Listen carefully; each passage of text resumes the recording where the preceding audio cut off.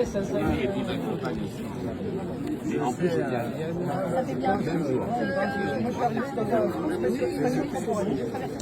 va, vous, sinon? On est dans l'eau? Tout le monde sourit. Déclare ouvert le festival Joséphine Baker 2025.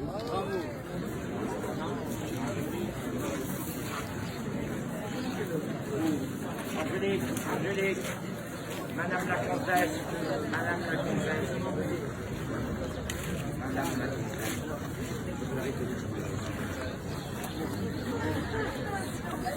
Mesdames et messieurs, bonjour.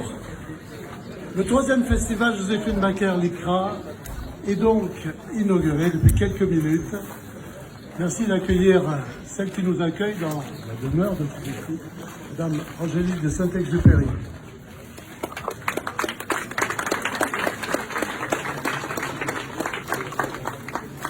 Je suis très honorée de vous accueillir. Alors, je ne suis pas vraiment chez moi, en fait. Je suis chez Joséphine Baker, qui est une femme tellement extraordinaire. Je ne vais pas vous retracer toute sa vie parce que vous en auriez pour un temps assez long, parce qu'elle me passionne depuis maintenant 23 ans. Je voudrais, pardonnez-moi, je n'ai pas salué Madame la Préfète, Monsieur le Président du Conseil départemental. Et il faut parler plus fort, hein, vous ne m'entendez pas?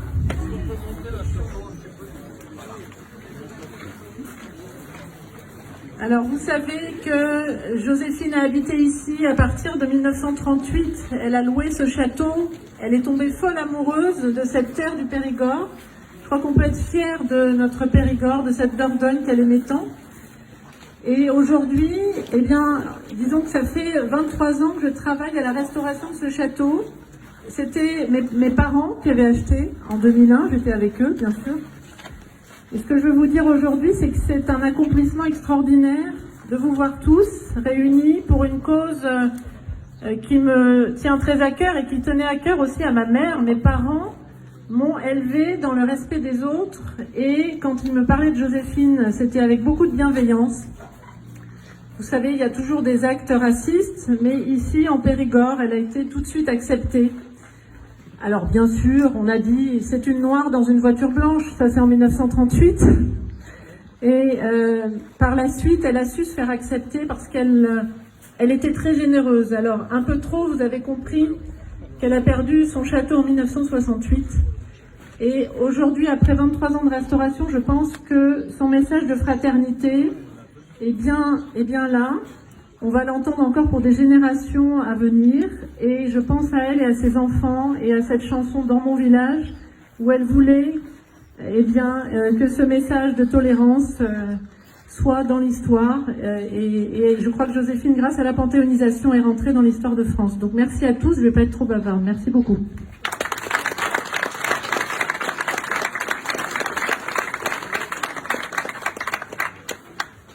La parole est maintenant à M. Claude Pierre Bloch, qui est le fondateur, et je dirais l'âme de ce festival.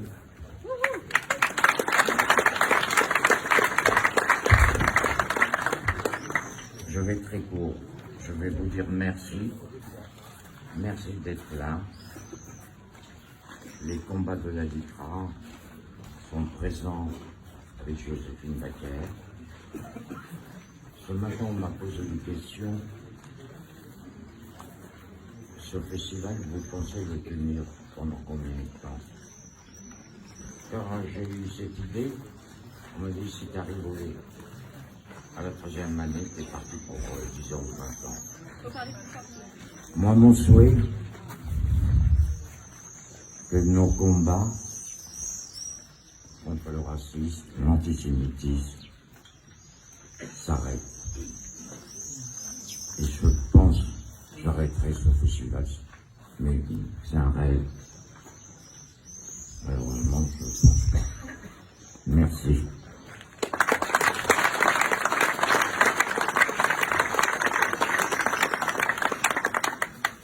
Merci d'accueillir M. Mario Stasi, le président national de la Lycra.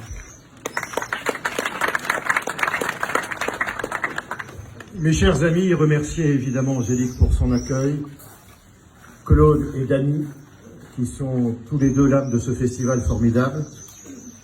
Vous dire évidemment que c'est à chaque fois un plaisir et un honneur, un bonheur même, que de vous retrouver tous dans ce lieu et pour nos combats. Très peu de mots.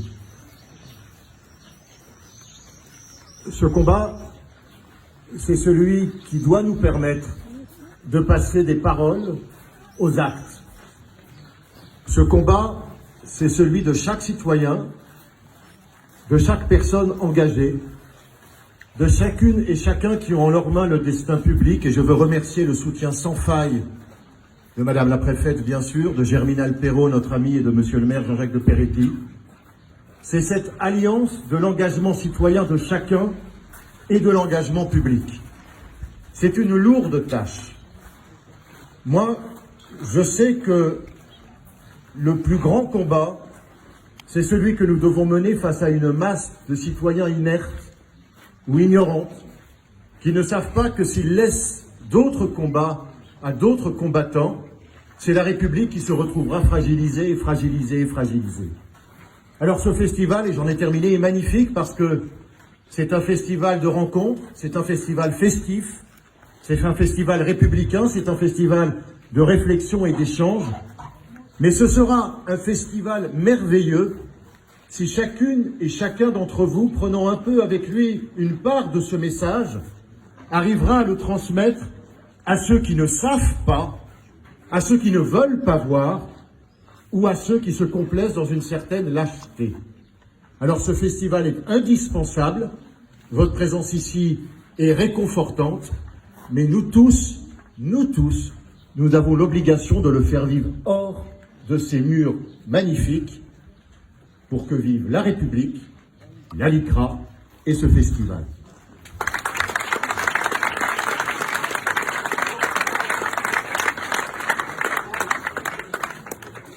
Ce festival qui tient à remercier particulièrement de sa présence M. Andrea Casiraghi, qui représente ici Monseigneur Albert de Monaco, qui nous fait l'honneur du partenariat, de la principauté, en souvenir de la longue amitié entre Joséphine Baker et la famille princière de Monaco.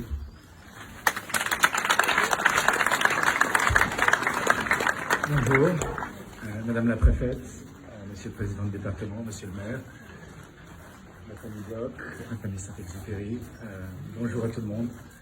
Je suis là aujourd'hui au nom de mon oncle et de la principauté pour réaffirmer les liens entre d'abord la famille de Joséphine Baker, et aussi la LICRA, entre la LICRA et la principauté. Nous sommes dans des temps difficiles aujourd'hui et je tiens à féliciter la LICRA pour son travail, car c'est par la culture, la littérature, ouvrir un livre de quelqu'un d'autre, même dans une autre langue, nous fait rentrer dans sa pensée qui peut être la nôtre, qui devrait être celle de tous, et qui un jour arrivera à la paix, j'espère. Et voilà, juste un petit mot pour vous remercier tous et espérer que, voilà, ce festival se passe bien.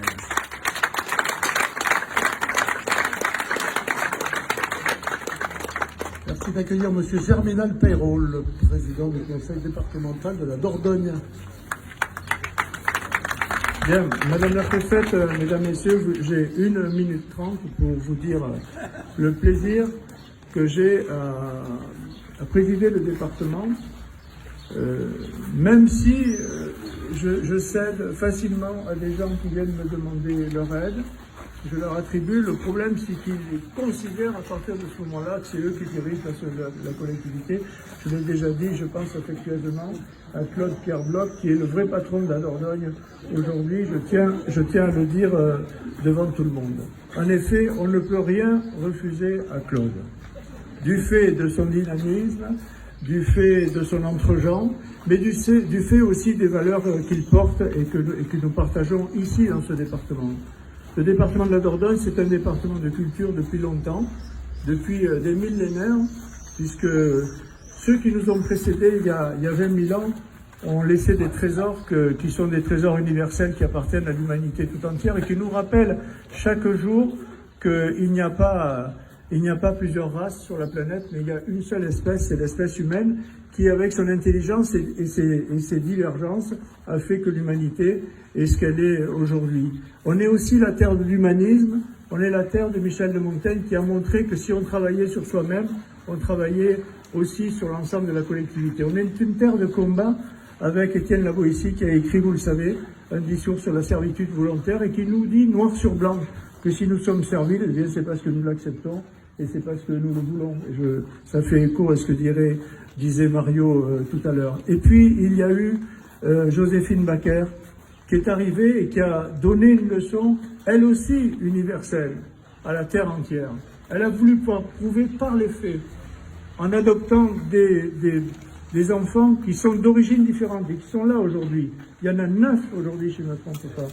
C'est ce que je vous disais, il y en a 7 qui sont là aujourd'hui. Ils sont la preuve vivante que ce que Joséphine a voulu porter, ça a marché, et qu'au-delà de cette expérience-là, elle a donné une leçon absolument formidable dans tous les combats qu'elle a menés. Et puis, je veux finir, puisque j'arrive juste à une minute 28, pour dire que les 2 marraines d'aujourd'hui méritent d'être félicitées. Celle qui nous accueille ici, Angélique Delabarre de Saint-Exupéry, qui a transformé cet établissement depuis 23 ans et qui a eu une intelligence folle. C'est de rendre hommage à Joséphine Baker et de faire en sorte que les relations avec la famille soient les relations les plus cordiales possibles. Et enfin, Sophia Aram, dont je me méfie, parce que je suis élu, je me dis comment je vais passer à la moulinette demain. Eh bien, malgré ça, je suis très heureux de l'accueillir ici, parce que comme Angélique, comme Dany, l'épouse de Claude, eh bien, Sophia est une femme de combat. Et aujourd'hui, c'est non seulement Joséphine Baker que l'on honore, mais c'est l'ensemble des femmes de combat qui, toute leur vie, se sont battues pour leur émancipation, et en particulier l'émancipation des femmes, mais aussi contre le racisme, contre l'antisémitisme et contre la xénophobie. Merci à vous tous.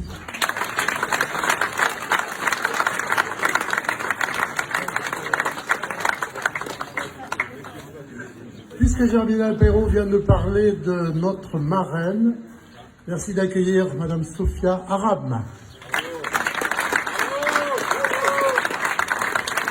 Je vais d'abord juste rassurer Germinal, je suis en vacances, je ne suis pas à l'antenne lundi matin.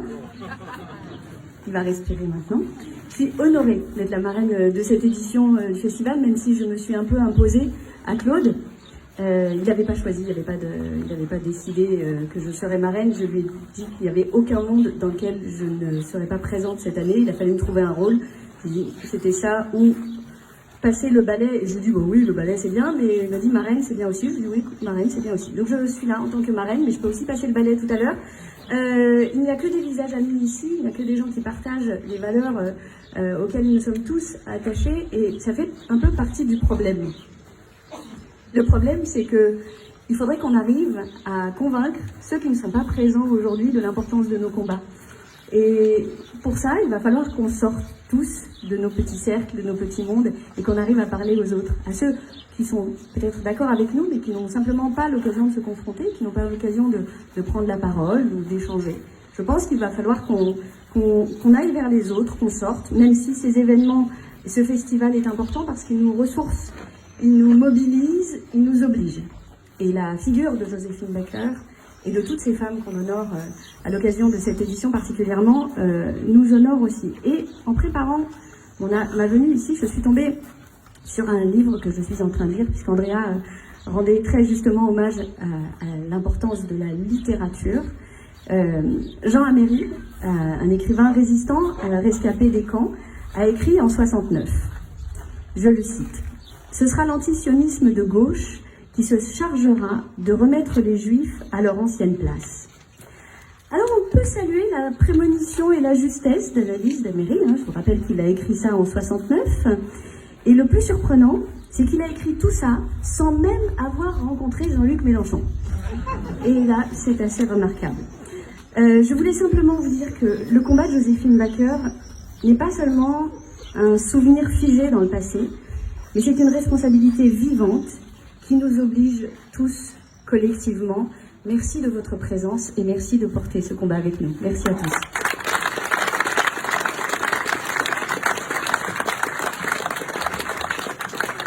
Merci Sophia.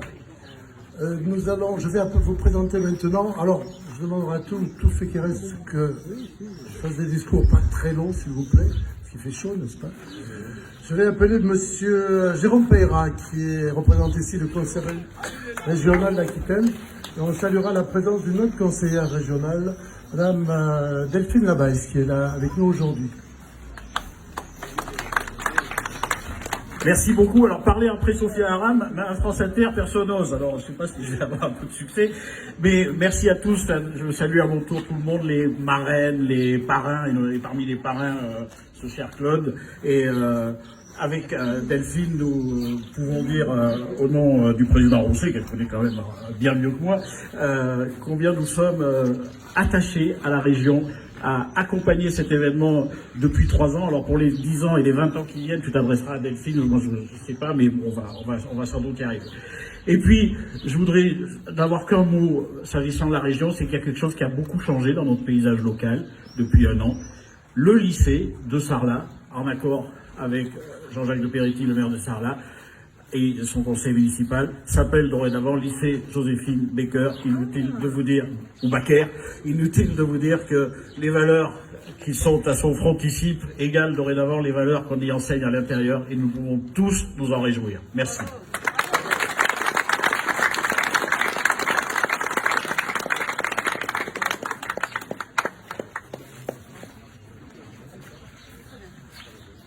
Le festival ne serait rien sans ses partenaires.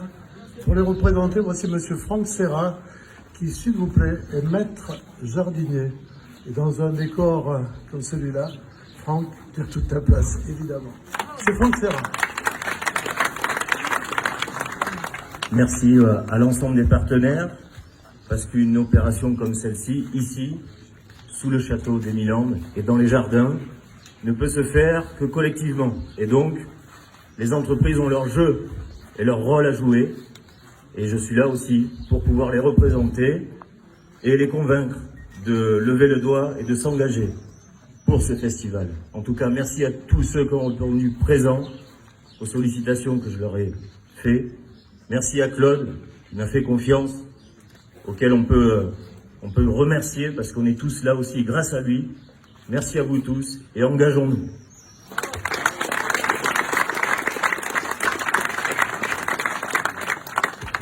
Le festival cette année a un invité d'honneur, qui est l'écrivain Boualem Sansal. Évidemment, il n'est pas parmi nous, mais vous savez, enfin, Jean-Luc Aubarbier va nous en parler. C'est Jean-Luc Aubarbier donc qui représente l'écrivain Boualem Sansal. Chers amis, donc, l'écrivain franco-algérien Boualem Sansal, comme vous le savez, est arbitrairement détenu depuis de longs mois en Algérie, sans aucune raison autre que ses opinions. Il vient d'être condamné à 10 ans de prison. Pour exister, les plus grands crimes contre l'humanité ont toujours eu besoin de 3 complices, qui sont l'indifférence, l'oubli et le silence. Pour marquer tout son soutien, la LICRA a fait de Boualem Sansal un membre de son comité d'honneur, et pour appuyer cette décision, le festival Joséphine Baker a décidé de nommer Boualem Sansal, donc invité d'honneur virtuel, aux côtés de Sophia Aram, qui est bien présente parmi nous, et d'Andrea de Monaco, qui est un fidèle parrain de nos manifestations.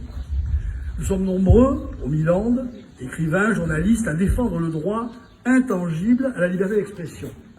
Il ne s'agit pas d'être d'accord ou pas avec Boualem Sansal, ou avec quelque autre écrivain emprisonné par un régime totalitaire, mais d'exiger pour tous cette liberté d'expression, sans laquelle il ne peut y avoir de démocratie. Je raccourcis un peu parce que je sais que vous avez faim maintenant. Je disais que j'ai le privilège de le connaître, de l'avoir rencontré à de nombreuses reprises et d'avoir dialogué par mail avec lui. Et en le lisant, en dialoguant donc avec lui, j'ai appris à le connaître. C'est un être tout petit, mince, presque féminin, avec une apparente fragilité, mais qui est absolument déterminé, s'il le faut, à donner sa vie pour défendre son idéal, qui est le même que le nôtre, la démocratie et les droits de l'être humain. Alors nous tous ici rassemblés, écrivains, journalistes, élus de tous bords, lectrices et lecteurs, admirateurs de Joséphine Baker, ne ménageons pas notre peine pour obtenir la libération de Boualem Sansal. Nous avons tous besoin de lui. Merci.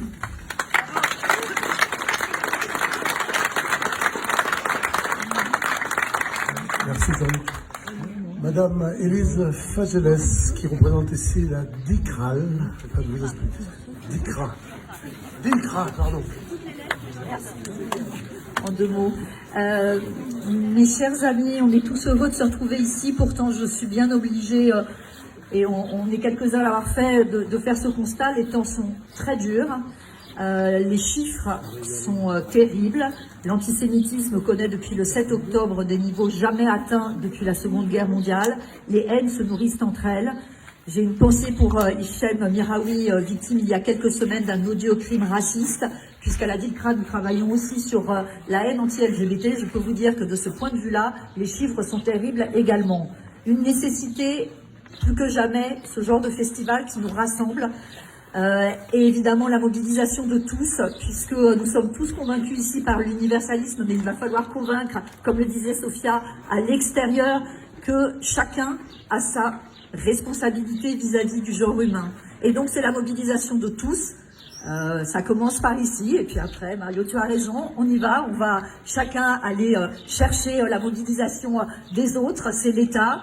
Madame la préfète parlera après moi. Je représente donc la DICRA, délégation interministérielle à la lutte contre le racisme, l'antisémitisme et la haine anti-LGBT. Je prends le temps de le dire puisque c'est un combat important porté par l'État. Et donc je me permets de citer le délégué interministériel, le préfet Mathias Hoth, et notre ministre de tutelle Aurore Berger, notamment en charge de la lutte contre les discriminations. C'est évidemment la mobilisation des collectivités territoriales, et je remercie, je salue tous les élus qui sont ici et qui ont parlé, et puis la mobilisation de la société civile. On sait qu'il y a des enseignants, qu'il y a des éducateurs, qu'il y a des associatifs, la LICRA, évidemment, cette grande et belle association, mais c'est du travail quotidien, un labeur quotidien qu'il faut saluer, et l'État est aux côtés de ces associations. Et puis les auteurs, il y en a beaucoup ici, les artistes. On a besoin d'incarnation pour aller convaincre, justement. Joséphine Baker est une belle figure d'incarnation. Les femmes qui sont sur ces affiches aussi, les auteurs qui signent les livres là-bas. Et je voudrais faire un coucou particulier à Sophia Aram, qui est peut-être la Joséphine Baker des temps modernes, qui prend sur elle, avec courage, beaucoup de ces combats, mais on a besoin de cette figure d'incarnation. Et je nous donne un petit programme peut-être pour l'année prochaine, que ça parte d'ici, de ce magnifique territoire, qu'on rayonne un peu partout et qu'on fasse de la France une belle famille arc-en-ciel. Je vous remercie.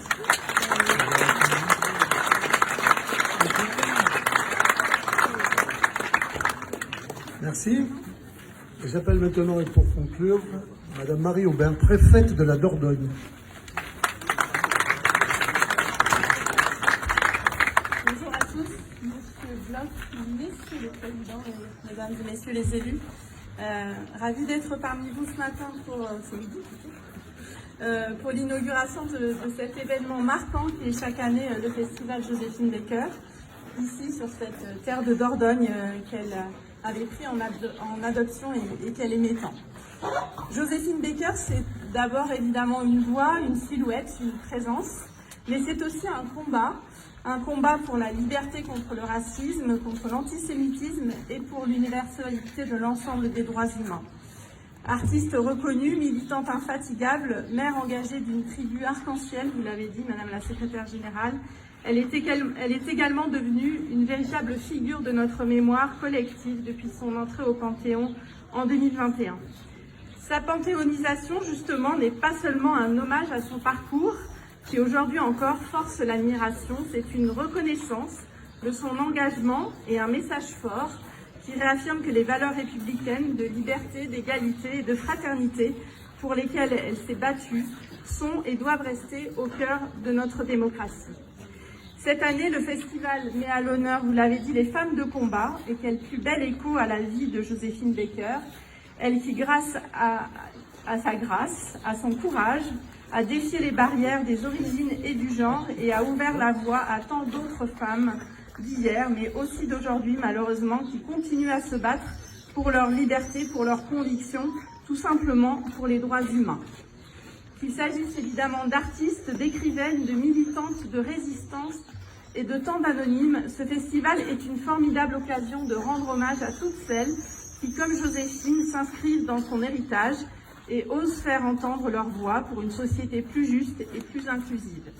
Car nous le savons, le racisme, l'antisémitisme, le sexisme, les discriminations n'ont malheureusement pas disparu. Ils prennent parfois des formes insidieuses, parfois violentes.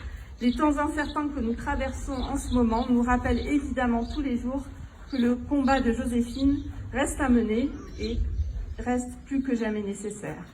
En tant que représentante de l'État, ici en Dordogne, je me dois aussi, à ma modeste échelle, d'œuvrer au déploiement d'actions concrètes sur ce territoire pour porter activement les valeurs de la République et combattre toute forme de haine. Je pense évidemment aux actions conduites, c'est grâce à la DILCRA, Madame la Secrétaire Générale, qui nous aide à financer un certain nombre de projets auprès d'associations locales. Je pense aussi à la LICRA et à sa présidente, je ne sais pas si elle est parmi nous aujourd'hui, Madame Betty Lider, qui par son engagement sur le terrain, son intervention dans les écoles pour transmettre la mémoire collective, pour que jamais les horreurs du passé ne se reproduisent, est une figure exemplaire et elle aussi une femme de combat. La transmission auprès des plus jeunes et l'éducation à la citoyenneté demeurent en effet essentielles pour nous tous, pour préserver le vivre ensemble, la tolérance et pour que les jeunes, j'ai vu des jeunes tout à l'heure du SNU, soient à leur tour demain ces passeurs de mémoire. Voilà, je ne serai pas beaucoup plus longue, simplement, mesdames et messieurs, sur cette haute terre de la résistance que fut la Dordogne il y a 80 ans, ne jamais baisser la garde, continuer à éduquer, à éveiller les consciences et à faire de la culture un rempart contre la haine. Tels sont les objectifs que nous nous devons de continuer de poursuivre et qui sont autant d'éléments que met à l'honneur ce festival dédié à la femme inspirante que fut Joséphine Baker. Aussi puissent ces combats et ceux de toutes les femmes d'hier et d'aujourd'hui à travers le monde, mis à l'honneur à l'occasion de cette édition, nous inspirer chaque jour dans les efforts que nous nous devons tous collectivement pour préserver notre cohésion nationale. Je vous remercie et je vous souhaite un excellent festival à tous.